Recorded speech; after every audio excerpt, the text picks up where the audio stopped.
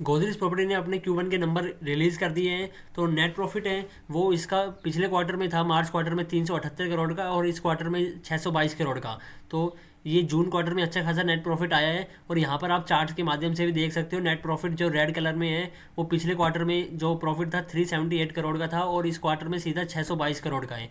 तो अच्छा खासा मतलब कि इसमें जंप आया नेट प्रॉफिट में। तो अगर आपने नेट प्रॉफिट के लिए ये वीडियो देखी थी तो आप जा सकते हो, बट जिसको सीरियसली, जो स्टॉक को एनालाइज करना चाहता है, नंबर्स को देखना चाहता है रियल में, यूट्यूब की तरह नहीं कि ऐसे ही किसी ने भाई ये डायरेक्ट खोल ली उसकी शीट और उसमें बता रहा है, ठीक है।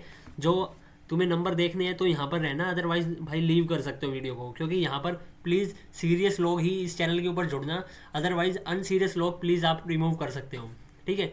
मैं तुम्हें अच्छे से समझाऊंगा, जिसको अच्छे से समझना है वो ही समझना, बस नंबर जिसके लिए अच्छे हैं वो ही समझना, ठीक है। तो वीडियो को स्टार्ट करते हैं, और पूरी वीडियो देखना। हाफ में देखोगे तो मेरी गारंटी नहीं है कि आपको समझ में आएगा, नहीं आएगा। एंड तक देखोगे तो मैं आपको अच्छे से समझाऊंगा, क्योंकि मैंने बैलेंस शीट को पूरा देख के और यहाँ पर आपके लिए नंबर्स एक्सट्रैक्ट कर लिए हैं, ठीक है। तो 1 मिनट मैंने ख़राब कर दिया है, तो कोई नहीं, अब स्टार्ट करते हैं।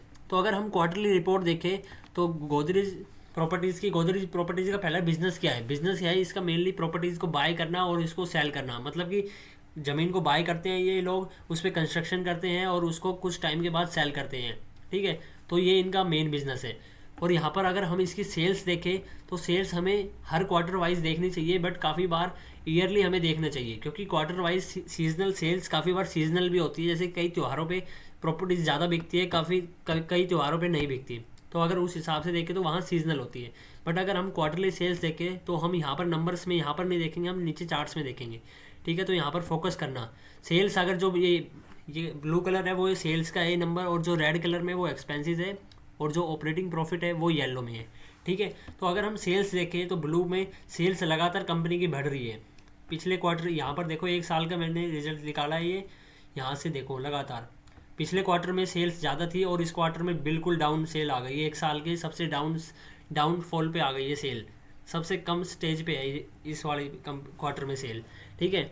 और अगर एक्सपेंसेस देखिए कंपनी के, सेल्स जितनी करी है उससे ज़्यादा इसके इस क्वार्टर में एक्सपेंसेस ज़्यादा हो गए, ठीक है। तो यहाँ पर ये इस क्वार्टर में ये कंपनी अगर अपने जो मेन बिजनेस से देखे तो वो लॉस में आ गई है। 243 करोड़ का इसने इस क्वार्टर में लॉस किया है। अगर हम ऑपरेटिंग प्रॉफिट देखें तो ऑपरेटिंग प्रॉफिट का मतलब होता है जो इनका मेन बिजनेस है, जो इनकी दुकान है। जैसे कि आपका मेन बिजनेस है, फॉर एग्जांपल आपने कोई शॉप खोली है, उससे आपने सेल्स तो करी है 435 करोड़ की, और जो यहाँ पर एक्सपेंसेस खर्चे कर दिए 678 करोड़ की, तो आपकी दुकान में 243 करोड़ का नुकसान हो गया। ऐसे ही गोदरेज प्रॉपर्टी को ये नुकसान हुआ है।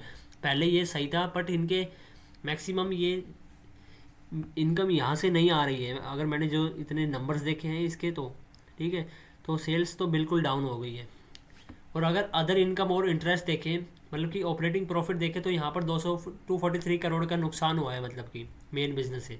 तो अगर अदर इनकम देखें तो आपको एक चीज़ देखने को मिलेगी, यहाँ पर मैक्सिमम टाइम कंपनी को अदर इनकम ज़्यादा आती है। मतलब कि अदर इनकम का मतलब होता है कि ये खुद का बिजनेस नहीं, बट यहाँ पर इस कंपनी ने कहीं पर इन्वेस्ट करा हुआ है, वहाँ से कंपनी को एक्चुअल में इनकम आ रही है। तो वो इनकम इसमें देखो, अगर 1 साल से देखे पीछे का, तो हर एक क्वार्टर में मतलब कि अदर इनकम ज़्यादा आती है इसमें। तो वो अदर इनकम देखो कितनी है, ब्लू कलर से देखो तो अदर इनकम 1186 करोड़ की अदर इनकम आई है। तो यहाँ पर तो वैसे तो नुकसान हुआ है, बट अदर इनकम ने इसको प्रॉफिट में बचा लिया, ठीक है। तो यहाँ पर अगर हम देखें तो अदर इनकम में 1186 करोड़ का इसको अदर इनकम हुई है, और इसने जो इंटरेस्ट पे किया है वो 33 करोड़ का है, जो पिछले क्वार्टर में 46 करोड़ का था। तो ये अच्छी बात है कि इन्होंने इंटरेस्ट कम पे किया है, 33 करोड़। इंटरेस्ट का मतलब होता है कि जो इन्होंने लोन कर्जा लिया हुआ था किसी से बैंक से, वहाँ से इसका उस बैंक की जो ईएमआई होती है वो इसने 33 करोड़ की पे करी है। तो जो अदर इनकम है उसकी अच्छी खासी आती है। इसमें मेनली फोकस होता है अदर इनकम पे, क्योंकि अगर यहाँ पर मेन बिजनेस से अगर आते तो यहाँ पर तो कुछ भी अच्छा नहीं है इसमें तो, बट यहाँ की जो मेन इनकम में है वो ज़्यादा ग्रोथ है। तो मतलब ये कंपनी ने कहीं इन्वेस्ट किया हुआ है और वहाँ से इसका मेन बिजनेस में से इनकम आती है, ठीक है। तो हमें यहाँ पर मेन इनकम पे फोकस करना है, ना कि ऑपरेटिंग प्रॉफिट पे। तो अगर हम यहाँ पर अब सीधा सीधा देखें कि profit before tax and net profit देखें, मतलब कि टैक्स पे करने से पहले का प्रॉफिट अगर हम देखें तो ये ब्लू कलर में है।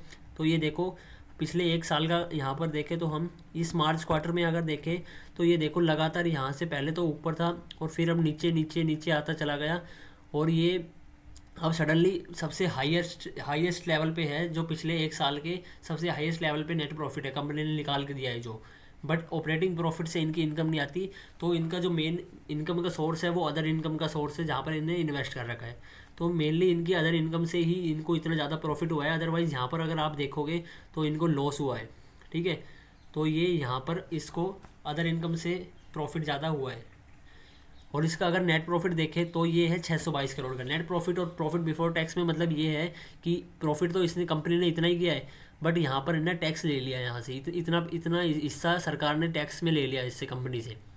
क्योंकि अगर टैक्स नहीं देते तो यहाँ पर इतना प्रॉफिट होता, बट प्रॉफिट तो नेट प्रॉफिट जब भी टैक्स को रिमूव करके आता है। और यहाँ पर अगर हम यहाँ पर देखें जो टैक्स की परसेंटेज है वो कितनी है, यहाँ पर तो नॉर्मल है, और यहाँ पर अगर आप देखो तो ये -52% है सितंबर क्वार्टर में। तो यहाँ पर देखो सितंबर क्वार्टर में -50 कितना नंबर था ये, -52%। यहाँ पर देखो आप ये सोचोगे कि एक लर्निंग में आपको शेयर करता हूँ कि आप सोचोगे कि प्रॉफिट बिफोर टैक्स तो इतना आया एक 219 करोड़ का, और ये नेट प्रॉफिट 334 करोड़ कैसे आ गया।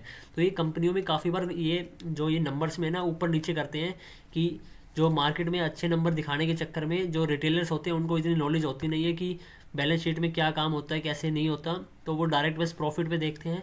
तो बट ये आपको डिटेल देखनी चाहिए कि अगर कंपनी ने यहाँ पर इतना सडनली -52% में, मतलब कि जो टैक्स इसने पे करने की जगह यहाँ पर माइनस में आता है नंबर, तो मतलब कि सरकार से वापस उधार ले लिया इतना पैसा -52%।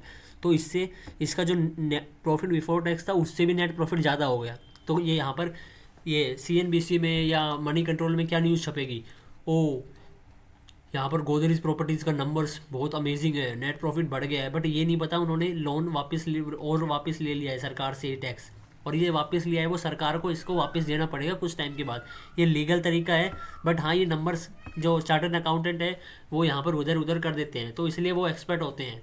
बट अगर हम यहाँ पर देखें तो इनके जो नंबर हैं वो सही अच्छे नंबर है, वैसे कोई ख़राब नंबर नहीं है। क्योंकि जो इनका अगर हम पिछला ट्रैक रिकॉर्ड देखें तो इनकी जो मेन बिजनेस मेरे को लगता है, तो यहाँ पर जो ये नंबर हर एक चीज़ है ना नंबर बोलता है, कुछ भी कोई कुछ भी बोले, पर हमें हमेशा नंबर को देख के जज करना है कंपनी को कैसी है कैसी नहीं है वो। तो यहाँ पर अदर इनकम से इसका मेन रेवेन्यू आता है। ठीक है, तो अदर इनकम के हिसाब से देखें तो यहाँ पर इसका हाईएस्ट एवर नेट प्रॉफिट है और highest ever profit before tax है। ठीक है, तो नंबर्स में कोई कमी नहीं है।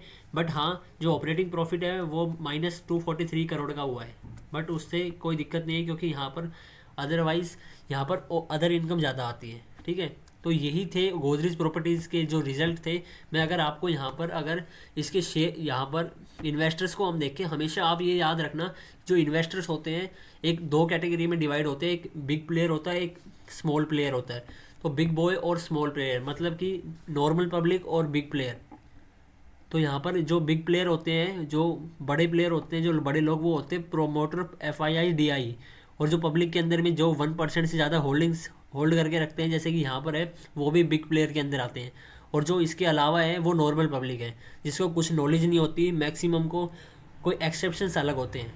ठीक है, तो इस कंपनी में जो मैक्सिमम होल्डिंग है जो 91% के समथिंग वो बिग प्लेयर्स के पास में है। तो ये कुछ ख़राब बात नहीं है, वो कभी भी ऐसी कंपनी को नहीं लेते जिसमें कुछ होना ही नहीं है। तो अगर यहाँ पर देखें शेयर होल्डिंग पैटर्न के हिसाब से भी कंपनी के पास अच्छे इन्वेस्टर्स हैं, क्योंकि वो कभी भी मार्केट को किसी डायरेक्शन में भी लेके जा सकते हैं, कोई भी डिसीजन को चेंज कर सकते हैं। तो बस यही नंबर थे। और अगर हम चार्ट देखें तो करंट में अभी चल रहा है इसका चार्ट प्राइस, ये इसका चार्ट प्राइस चल रहा है अभी जो रिज़ल्ट आने के बाद में लाइव। ठीक है, तो इतनी ना ज़्यादा गिरावट है ना ज़्यादा ऊपर नीचे है। तो आपको ये वीडियो कैसी लगी तो मेरे को कमेंट करके ज़रूर बताना कमेंट बॉक्स में, और आपके सजेशन भी देना कि इसमें और क्या चीज़ें ऐड हो सकती थी, मैंने क्या चीज़ मिस कर दी। ठीक है, तो हम यहाँ से चैनल पे सभी लर्निंग करेंगे, आप भी सीखोगे मैं भी सीखूंगा आपसे और भी ज़्यादा। ठीक है, तो मिलते हैं नेक्स्ट वीडियो में, तब तक के लिए कमेंट करके ज़रूर जाना आपने क्या सीखा और आपकी क्या साइकोलॉजी है।